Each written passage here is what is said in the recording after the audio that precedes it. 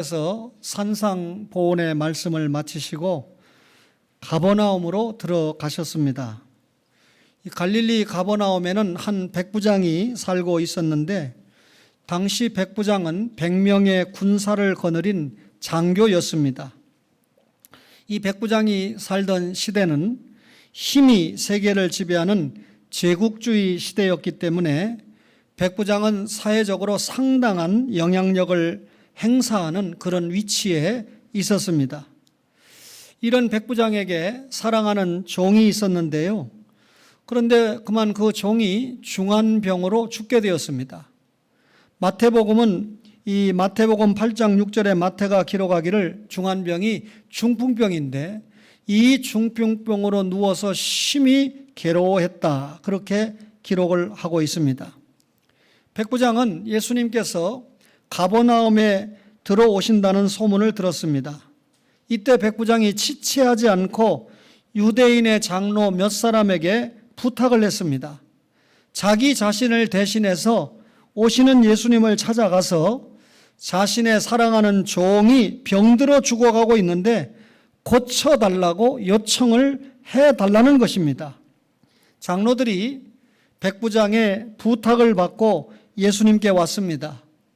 장로들이 백부장의 부탁을 받았을 때 마지못해서 억지로 꼼짝 못하고 예수님께 나온 것이 아닙니다. 그들은 참으로 이방인 백부장을 위하는 마음으로 예수님께 왔습니다. 그리고 장로들은 백부장의 사랑하는 종을 고쳐달라고 주님께 간절히 구했습니다. 이때 뭐라고 그랬냐면 이 일을 하시는 것이 이 사람에게는 합당합니다. 그가 우리 민족을 사랑하고 또한 우리를 위하여 회당을 지었습니다. 라고 말했습니다. 백부장이 유대인들을 위해서 거원을 들여서 회당까지 건립을 해 주었다. 이렇게 보고를 합니다. 장로들이 기쁜 마음으로 열심히 백부장을 대신해서 예수님께와 간구하는 이유를 분명하게 이 말씀을 통해서 우리는 이해할 수가 있는 것입니다. 예수님은 장로들의 부탁을 받고 그들과 함께 백부장의 종이 있는 곳으로 가셨습니다. 백부장의 집에 가까이 이르렀을 때 백부장은 그와 가까이 지내는 이번에는 이 장로들이 아닌 벗들을 예수님께 보냈습니다.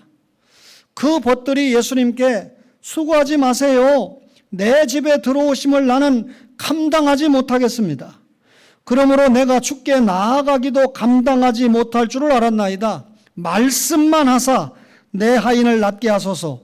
나도 남의 수하에 든 사람이요 내 아래에도 병사가 있으니 이더러 가라 하면 가고 저더러 오라 하면 오고 내 종더러 이것을 하라 하면 하나이다.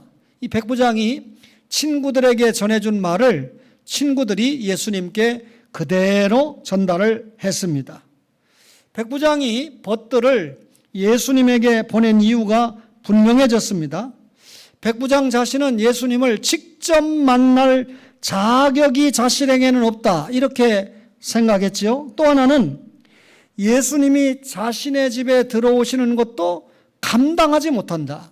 내가 예수님을 만날 자격도 없고 예수님이 우리 집에 들어오시는 것 내가 감당할 수가 없다. 이렇게 친구들을 통해서 전한 것입니다. 당시 유대인들은 이방인의 집에 들어가지 않습니다. 백부장은 이 사실을 너무나 잘 알고 있었지요. 일반 유대인들도 이방인의 집에 잘 들어가지 않는데 하물며 예수님 같은 분이 어떻게 자신과 같은 이방인의 집에 들어오실 수 있느냐, 그런 말입니다. 따라서 예수님이 자신의 집에 들어오시는 것을 감당할 수가 없다, 그 말이죠. 그러니 예수님이 자신의 집에 들어오시는 건 하시지 말고 대신 말씀만 해달라는 것입니다. 말씀만 하셔도 내 부하가, 내 종이 낫겠다, 그 말이죠. 예수님께서 이 말씀을 들으시고 백부장에 대하여 상당히 놀라움을 표시하셨습니다. 그리고 예수님이 자신을 쫓는 무리에게 내가 너희에게 이르노니 이스라엘 중에서도 이만한 믿음은 만나보지 못하였노라. 그렇게 말씀을 했습니다. 주님의 말씀이 우리를 순간 놀라게 합니다. 지금 예수님 주변에는 베드로를 위시한 12제자가 있습니다. 신약교회를 위해서 열심히 훈련받고 있는 제자들의 믿음보다 백부장의 믿음을 더 훌륭하게 평했잖아요. 그 다음 장인 누가복음 8장 2절 이하를 보면요, 믿음으로 주님을 돕는 경건한 여인들이 소개되고 있는데 7 귀신이 나간 자 막달라인이라 하는 마리아와 헤롯의 청지기 구사의 아내 요한나, 그리고 수산나, 다른 여러 여자들이 있어서 자신들의 소유를 가지고 예수님을 섬기고 있었다. 믿음의 여인들을 소개했습니다. 뿐만 아니라 주님을 따르는 믿음이 있는 많은 사람들이 현장에 있었습니다. 그런데 예수님이 백부장만큼 믿음 있는 사람을 아직 만나보지 못했다라고 하는 것입니다. 이를 보면 백부장의 믿음이 최고의 믿음이었습니다. 훌륭한 믿음이었다는 말이죠. 대단한 믿음이었다는 말이죠. 다른 사람과 이렇게 비교할 대상이 없을 정도의 인정을 받는 믿음이 백부장에게 있었다, 그 말입니다. 예수님께서 평상시에게 믿음이 없는 자들아 라고 책망을 하신 경우가 있는데, 무엇을 먹을까, 무엇을 마실까, 무엇을 입을까 걱정하는 자들에게, 의식주를 염려하는 사람들에게 믿음이 작은 자들아 라고 책망을 하셨습니다. 뿐만 아니라 주변 환경에 무서워하는 믿음을 가진 사람들, 마태복음 8장 26절에 보면 이들 역시 믿음이 작은 자들이라고 책망을 했는데, 주님이 지금 곁에 계십니다. 그리고 주님이 자연 환경을 만드시고 통치하시는 분 아닙니까? 그런데도 자연 환경 때문에 두려워하는 믿음을 가진 자들을 믿음이 작은 자들아, 그렇게 말씀을 하셨고, 또 마태복음 이 14장 30절 이하에 보면 의심하는 믿음을 가진 자에게 믿음이 작은 자라고 책망했습니다. 예수님이 물 위로 걸으시니까 베드로도 자신도 물 위로 걷게 해달라고 하자 예수님이 허락을 하셨습니다. 그러나 이 물 위로 걸으면서도 의심을 했기 때문에 물에 빠지고 말았죠. 베드로가 뭘 의심했습니까? 예수님의 말씀을 의심했고, 예수님의 능력을 의심했고, 예수님의 신성을 의심했고, 예수님의 인성을 의심한 것입니다. 이런 의심하는 믿음을 가진 자를 믿음이 작다, 그렇게 말씀하셨고요. 떡 때문에 걱정하는 믿음을 가진 사람에게도 동일하게 믿음이 작다. 마태복음 16장 8절에 보면 떡을 가져오지 않은 일을 염려하는 사람들에게 예수님은 바리새인과 사두개인의 교훈을 삼가하라라고 말씀하면서 이들을 믿음이 작다라고 책망을 하셨습니다. 또 하나, 귀신을 쫓아내지 못하는 믿음을 가진 제자들을 향해서 마태복음 17장 19절에 믿음이 작다 그랬는데, 이런 유가 나가지 않는 것은 기도하지 않고 믿음이 작은 연고다 그랬는데, 여러분 사실 우리에게 귀신, 마귀의 도전은 실사이가 없습니다. 신앙의 초보적인 단계에 있는 사람에게는 귀신이 자주 달라들어요. 아주 재밌거든요. 그저 주일 성수 문제 가지고 간단하게 시험하면 넘어가 버리고, 11조 문제 간단하게 치면 그냥 넘어가 버리니까 마귀가 아주 재밌어서 신앙의 초보자들은 가지고 놉니다.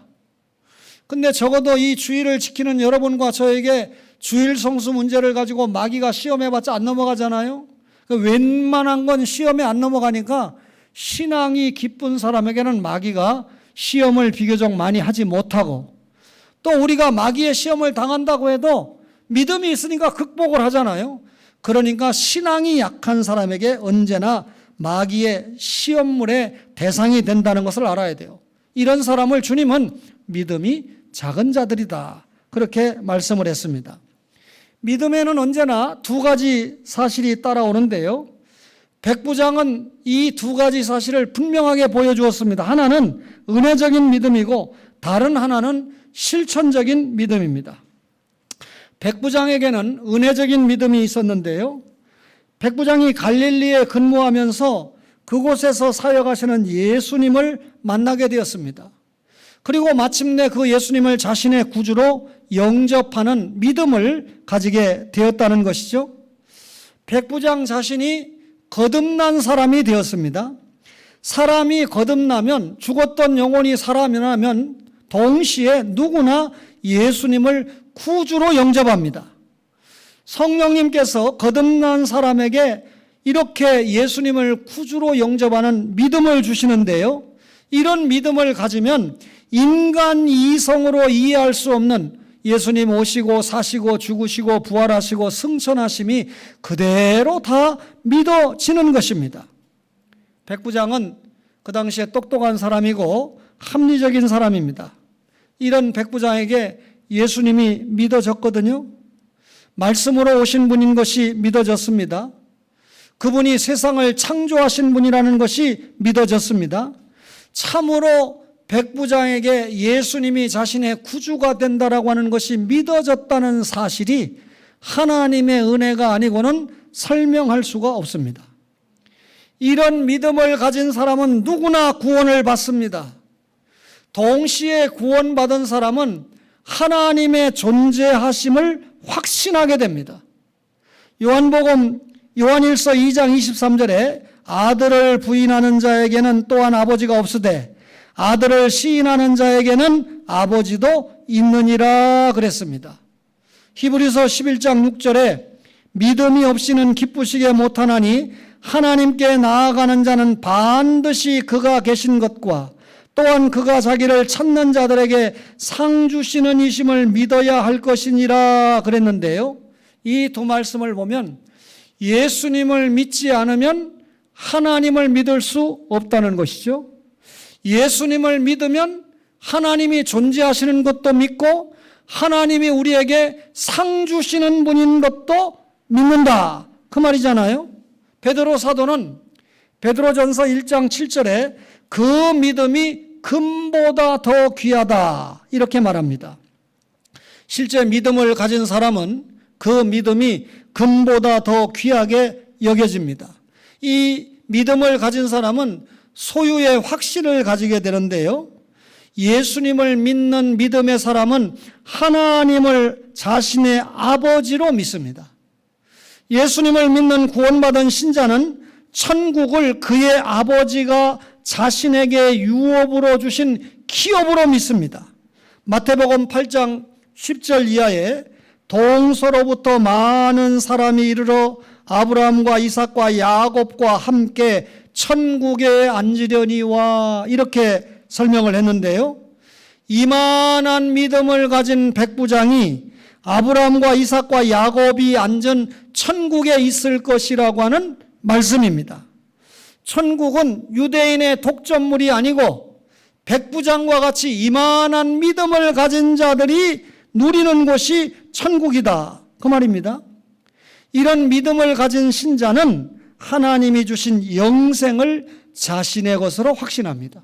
정리하면요, 백부장과 같이 예수님을 믿으면 하나님의 존재를 확신하면서 그를 아버지로 믿고 그 아버지가 준비하신 천국을 믿고 천국에서의 영생의 삶을 믿는다. 그 말입니다. 백부장에게는 분명히 은혜로 구원받은 확신이 있었습니다. 여러분과 제가 예수를 믿고 구원받았는데 이 구원이 하나님의 선물, 은혜로 주어진 선물인 줄로 믿으시기를 바랍니다. 오늘 이 백부장은요, 동시에 실천적인 믿음을 가지고 있었는데 믿음이라는 것은 사용하면 믿은 대로 됩니다. 백부장은 예수님을 말씀으로 이해를 했습니다. 예수님의 애제자 사도 요한도 예수님을 말씀으로 이해했잖아요. 태초에 말씀이 계시니라 이 말씀이 하나님과 함께 계셨으니 이 말씀은 곧 하나님이시니라. 그가 태초에 하나님과 함께 계셨고 만물이 그로 말미암아 지은 바 되었으니 지은 것이 하나도 그가 없이는 된 것이 없느니라. 요한복음 1장 1절로 3절에 사도 요한이 그렇게 고백을 했습니다. 백부장 자신은 군대의 장교로서 말의 위력을 늘 실감하고 살았습니다. 자신이 병사에게 무엇을 명령하면 무조건 순종하게 되어 있다는 거죠. 백부장 자신에게도 상관이 있다는 것입니다. 그가 위로부터 어떤 명령을 받아도 그는 무조건 상관에게 순종을 해야 했습니다. 군대 생활을 통해서 백부장이 이런 사실적인 경험을 했다는 것이죠. 그런데 백부장이 생각할 때 예수님이 가지신 말씀은 그와 다르다는 겁니다. 자신이 실감하는 말의 위력은 인간의 상하 관계에서 무조건 따르는 것이지만 주님의 말씀은 그와는 다르다는 것을 백부장이 알고 있었습니다. 그것은 놀랍게도 만물이 그로 말미암아 지은 바 되었으니 지은 것이 하나도 그가 없이는 된 것이 없느니라 라고 하는 말씀입니다. 누가 누구에게 명령하는 그런 정도의 말씀이 아니고 무에서 유를 창조해내는 말씀이다 그 말입니다. 무에서 유를 창조하는 예수님의 말씀이기 때문에 자신의 집에 들어올 필요가 없다고 말합니다. 말씀만 하시면 내 하인이 낫겠다는 것이죠. 그래서 예수님께 구하는 거예요. 말씀으로 만물을 창조하신 그가 말씀으로 명령하시기만 하면 자신의 하인이 나을 수 있다는 확신을 가지고 백부장이 처신을 한 것입니다. 단순히 예수님을 믿고 구원받은 믿음을 갖고 있었던 백부장이 아닙니다. 그 백부장은 그 믿음을 갖고 예수님이라면 이런 일도 하실 수 있다. 그러므로 내가 구할 때 그가 들어주시기만 하면 그대로 되리라는 생각을 가진 것입니다. 그저 단순히 은혜로 얻은 믿음만 갖고 고백만 한 것이 아니라 그 믿음을 구체적으로 사용한 것입니다. 하나님께 받은 은혜로 받은 믿음을 자신의 생활 현장에서 구체적으로 실천하는 믿음을 보였을 때 주님께서 이만한 믿음, 훌륭한 믿음을 가졌다고 칭찬을 하신 것입니다. 그러면 실천하는 그 믿음이 뭐였습니까? 하나님을 사랑하는 믿음이었어요. 당시 세상 사람들은 유대인을 미워했거든요. 유대인들이 유일신 사상을 가지고 이 다른 사람들에게는 구원이 없다고 처신을 하고 또 다른 종교를 가진 사람들을 무시하고 특별히 이방인들과 상대하지 않았잖아요. 그런데 이방인인 백부장은 그런 유대인을 사랑했어요. 그 결과가 뭐죠? 유대인의 회당을 지어줬는데 회당이 뭡니까? 하나님의 말씀을 전하고 배우는 하나님을 만나는 장소가 회당인데 이런 유대인들의 믿음 생활을 위해서 이방인 백부장이 자신의 돈을 들여서 회당을 지어줬다는 것은 하나님을 사랑했기 때문입니다. 이 백부장은요, 말씀에 대한 절대 신앙을 가지고 있었습니다. 지금까지 말씀을 드렸습니다만 예수님께서 하나님의 아들이라고 확신한 믿음을 가졌어요. 예수님의 신성을 분명히 믿었다는 것이죠. 창조주 하나님으로 믿었으니까요. 구속주 하나님으로 믿었으니까요. 그 하나님이 말씀만 하시면 된다는 믿음을 가졌죠. 따라서 자기 종의 생명을 누구께 맡겼습니까? 주님께 맡겼습니다. 그래서 장로를 보냈고 그래서 벗들을 보낸 거 아닙니까? 그 말씀 속에는 자신에게는 없는 가능이 예수님의 말씀 속에 있다. 이것을 백부장이 확실하게 믿은 것입니다. 뿐만 아니라 백부장은요, 사람을 사랑하는 믿음을 가지고 있는데요. 이 백부장이 사람을 사랑하는 믿음을 자신의 집의 종을 사랑하는 믿음으로 보였어요. 더군다나 이 종이 별로 기능도 못하는 중풍병으로 죽어가는 그런 종이었습니다. 당시의 종이라고 하는 것은 주인의 노동의 수단, 도구, 연장일 뿐입니다. 거기에 무슨 인권과 자유와 사랑이 있을 수가 없어요. 로마 시대 때 백부장이라고 하는 것은 여러분, 저는 5.16을 직접 경험은 못했지만 그때 이 세상에 태어난 사람이었습니다. 5.18 당시에는 제가 뉴스는 말할 것도 없고 여러 가지를 이 사실적으로 관심을 가지고 가진 목사인데요. 그때 여러분 육군 대위 정도의 이 백부장이 떴다 그러면 참 용서하고 들으세요. 웬만한 사회적인 명사들이 그 군인 앞에 꼼짝 못합니다. 그 대단한 위세를 가지고 있는데 본문에 나타나는 백부장이 그런 엄청난 권위와 위세를 가지고 있었는데 그에게 다른 사람에게 잘 보이지 않는 하나님 사랑과 이웃 사랑의 믿음을 보였다. 그러니까 어떻게 합니까? 주님께 이만한 믿음을 가졌다 칭찬을 받은 거 아닙니까? 이번에 광주에 포럼을 다녀오는데 제가 사랑하는 김정선 목사님 집 고향을 갔습니다. 그런데 평상시 대화를 할 때 맏형 부부가 예수를 안 믿어요. 여동생들이 예수를 믿어도 지금 이 김 목사의 고민이 자기가 가까이 모시고 있는 어머니가 92세인데 갑자기 돌아가시면 장례를 기독교장으로 어머니가 믿으니까, 그리고 이 저와 같은 목사들이 주변에 있으니까 장례를 했으면 좋겠는데 이 맏형이 그걸 허락할 리가 없다. 얼마 전에도 자기 여동생과 그걸 고민하니까 큰오빠가 허락하지 않을 거야. 그렇게 이야기하고 두 여동생과 대화를 마쳤다는 겁니다. 저는 그 소리를 들었을 뿐이죠. 근데 제가 그 집에 방문을 했잖아요. 수박 한 덩이 사서 방문을 해서 양양 목사님과 대화를 하는 중에 그 형님이 잠깐 이 부엌으로 뭘 가지러 갔는데 제가 그 형수에게 그랬습니다. 형수님, 우리 김정선 목사님이 이 형수님이 형님보다 더 좋다고, 평상시에 형님 얘기 30%, 형수님 얘기 70% 했는데 나를 키워준 어머니와 같은 분이라고 했습니다. 그러니까 그 말을 받아서 이 형수가 하는 말이, 이 김 목사님이 초등학교 5학년 때 제가 시집 와가지고 장가를 보냈습니다. 그렇게 이야기를 하더라고요. 그러면서 형수님 정말 오해하시지 말고 들어야 됩니다 하고 제가 형님이 딱 도착했길래 말을 꺼냈어요. 이 어머니가 돌아가시면 우리 목사는 직장은 아니지만 노예가 직장 개념인데 노예 목사님이 105명, 김정선 목사님 동기 친구하면 한 300~400명 되는데 어머니가 돌아가시면 장례를 서울, 인천에서 하고 이렇게 얘기하니까 형님이 딱 받아서 하는 말이, 우리가 여기서 몇 대를 살았고요, 동네 사람이 어쩌고 안 된다는 얘기죠. 그런데 그 형수가 옆에서 바로 제 말을 알아듣고, 여보, 삼촌의 입장을 생각해야지 해서 장례를 다 여기서 하자는 쪽으로 얘기하니까 어떻겠어요, 형님이.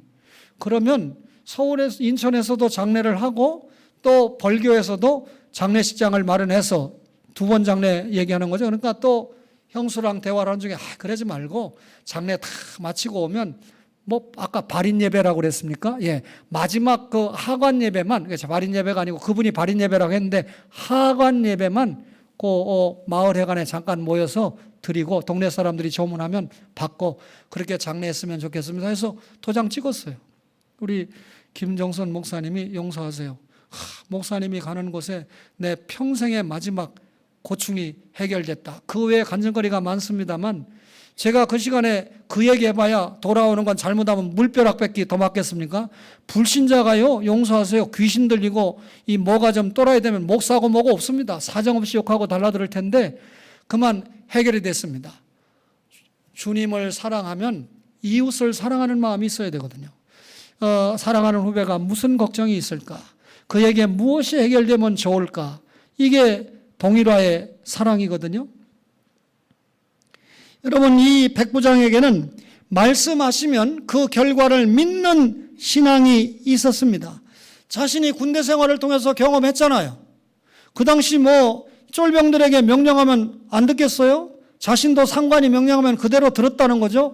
그것을 주님의 영적인 이 활동에 접목을 시켜가지고 예수님이 말씀하시면 사건이 됩니다. 예수님이 말씀하시면 역사가 일어납니다. 예수님이 말씀하시면 그대로 성취가 되는 줄로 믿습니다. 이것이 백부장이 보이는 믿음입니다. 예수님이 말씀하시면 반드시 결과가 산출된다는 것을 믿은 믿음이죠. 플러스 이 백부장에게는 겸손한 믿음이 있는데요. 정말 이 사람이 하나님을 사랑하느냐?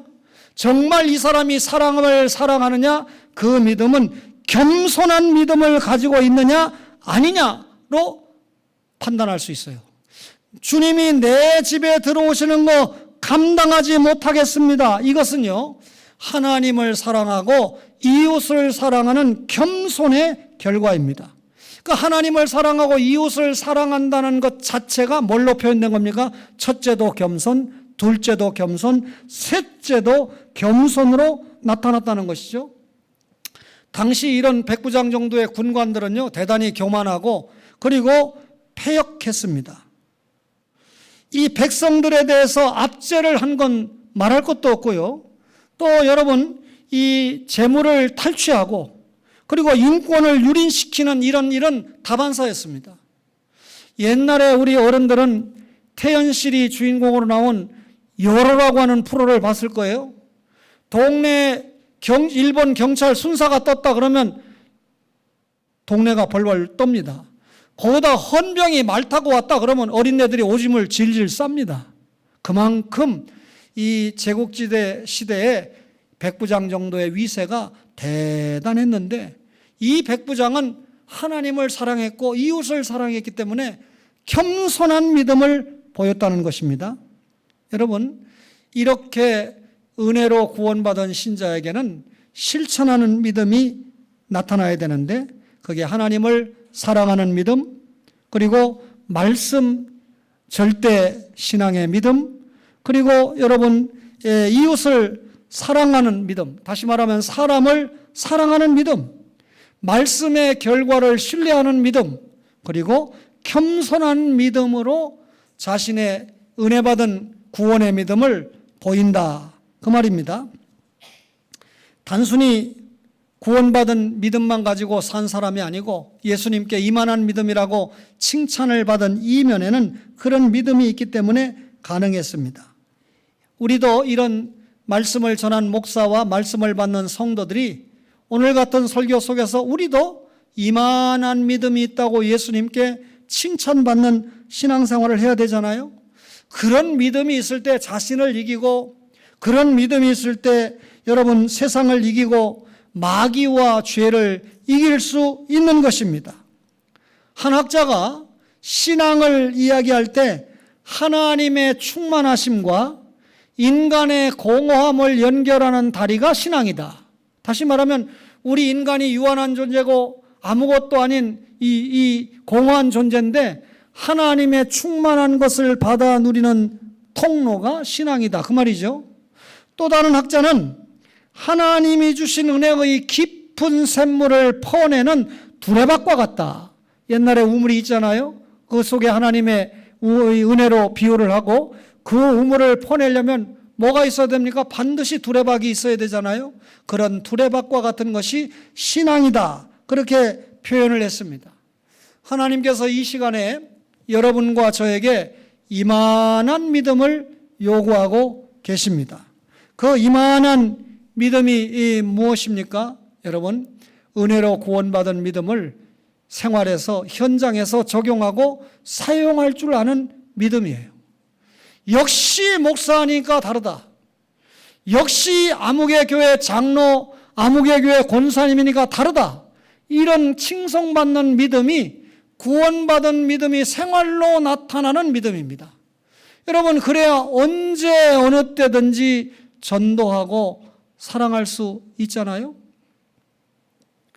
김 목사님 말을 또 해서 죄송하지만 광주 포럼에 참석을 했는데 한 목사님이 저를 찾아와서 신재철 목사님이 맞으십니까? 김종선 양양 목사님 앞에 있을 때 하는 얘기입니다. 그렇습니다.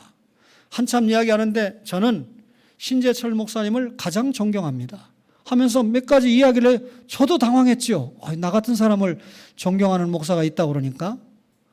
그런데 김종선 목사님이 옆에서 다 듣고 있다가 사진을 한번 찍으라고, 저를 존경한다니까 찍어야 되잖아요. 찍는데 제가 그랬습니다. 나중에 시간이 지나면 누군지 모르니까 마스크는 좀 벗고 찍읍시다. 마스크를 벗었어요. 그러니까 김종선 목사님이 사진을 찍으면서 계속 어리둥절하는 거예요. 그러고 이제 헤어졌습니다. 그런데 김종선 목사님이 저보고, 목사님, 저분이 혹시 군정을 하지 않았을까요? 제가 군대 생활할 때 군정 같아요. 그러는 거예요. 그래서 제가 한 50m, 100m 가까이 쫓아갔지요. 그래서 여보세요, 군정하셨습니까?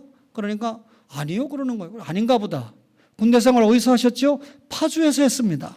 그래서 김종선 목사 파주에서 했거든요. 그래서 제가 모시고 왔습니다. 그래서 이분이 파주에서 군대 생활했는데 아는 분 같습니다 하니까 둘이 마스크를 벗고 보니까 금방 이 저를 존경한다는 손명옥 목사는 연대 군종병이었고 김종선 목사가 대대 이병으로 고생을 할 때 하늘이죠. 그런데 상담을 한 거예요. 제가 군종에 좀 갈 수 없느냐. 그러니까 주어진 위치와 현실에서 최선을 다하는 군대 생활하는 것이 좋다면서 제대할 때까지 아주 따뜻한 주님의 사랑으로 돌보아 주었다는 거예요. 김종선 목사가 잊을 수 없는 거죠. 그 선임을 지금까지 생각했다는 거예요. 한번 만나고 싶었다는 거예요. 그런데 이번에 저와 함께 동행을 하면서 군대 졸업한 지, 제대한 지 이미 그분도 나이가 많으니까 이 30년 안 돼서 25년 됐잖아요. 25년 만에 선임병을 만났어요. 이 간증의 초점은 군대에서 만나가지고 야 뽀빠이 과자나 먹자 하고 담배나 나눠 마시고 그리고 쫄병이라고 두들겨 패고 욕이나 해대고 그러면 어떡합니까? 아이고 저런 인간이 목사가 됐네. 서로 이럴 텐데 서로가 예수 신앙생활을 잘하는 군인의 모습을 보였고 그러다가 한 사람도 목사가 되고 또 한 사람도 목사가 돼서 만나는데 그 가운데 현장에 제가 끼어 있으니까 다시 만날 일이 생겼잖아요. 제가 사실 그동안 벌교가 남쪽 끝인 거 이번에 처음 알았어요. 야, 촌사람이 목사 됐더만요. 저는 논산인데 그건 국제도시대. 예, 이런 촌을 가봤는데 한 번 또 가볼 이유가 여러 가지로 생겼습니다. 저를 위해서가 아니라 우리 김 목사님을 위해서도 그런 생각이 들었어요.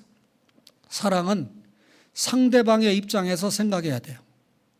오전 일부 예배 때 제가 재판관 이야기를 했는데 판사는 법을 가지고 재판해야죠. 그러나 냉정하게 가해자와 피해자가 있을 때 자신이 피해자의 입장에 서서 재판을 해야 됩니다. 그리고 그 피해자의 마음을 충분히 헤아린 다음에 법의 적용을 생각할 줄 알아야 되는데 요즘 판사들은 이미 용서하세요. 거기에서 상당히 벗어나고 있는 것 같아서 굉장히 마음 아프게 생각합니다. 여러분이 우리가 누구를 사랑한다 할 때 첫째는 관심에서 시작되는 거예요. 두 번째는 그 관심이 구체적인 사랑으로 나타나는 겁니다. 김장진 목사님은 교사를 하시면서 영어와 독일어 선생을 하시면서 나중에 주님 앞에 부름을 받아서 신학교에서 기독교 교리를 가르치셨습니다. 그리고 이제 개척까지 해서 교회를 섬기다가 70세 은퇴된 연세 우리 교회 교육 목사님으로 오셨는데 쉬운 결단이 아니에요. 그런데 이분이 가지고 있는 신학은 교회를 위한 봉사 신학이라는 것을 스스로 입증했습니다. 신학교를 공부하고 부목사를 오래 해도 교회를 위해서 봉사 신학을 하지 않은 사람이 우리 확인이 되잖아요. 그런데 신학교 교수였다는 분이 우리 교회에서 하시는 이 모습을 보면 내가 교수입네 스승입네 이게 아니고 자기의 주어진 위치와 환경에서 주님 나라 확장을 위해서 열심히 일하시는 모습을 볼 때 참 귀한 분이다. 신학을 교회를 위한 봉사 신학으로 선용할 줄 아는 좋은 믿음을 가진 분이다. 그래서 그가 이 교육학 박사 학위를 가지고 있지만 아직도 후학들을 길러내는데 신학 박사 학위가 필요하잖아요. 그래서 이 논문을 쓰고 학위를 취득했는데 우리 교회가 이렇게 하나님 앞에 감사하고 축하의 행사를 갖는 것은 참 우리 교회도 김 목사님만 사랑하는 것이 아니라 김 목사님이 하시는 사역에 큰 힘을 주는 동역의 역할을 감당한다 생각하니까 얼마나 감사한지 몰라요. 참 이 말 할까 말까 고민했는데요. 제가 다녀온 교회가 조금 섭섭해할까 봐 세상에 전라도 광주 가서 밥을 먹었으면 잘 먹었다 소리를 해야 될 거 아니에요. 거기서 왜 초원교회 식사가 생각납니까? 김종선도 그러고 양양 목사님도 그러고. 우리 여전도회가 소리 없이 헌신 수고하기 때문에 여러 행사가 정말 하나님 앞에 영광이 되는 것 같습니다. 계속해서 우리 교회가 개인적으로 교회적으로 주님 앞에 이만한 믿음으로 소문나는 복된 교회 되기를 간절히 바랍니다.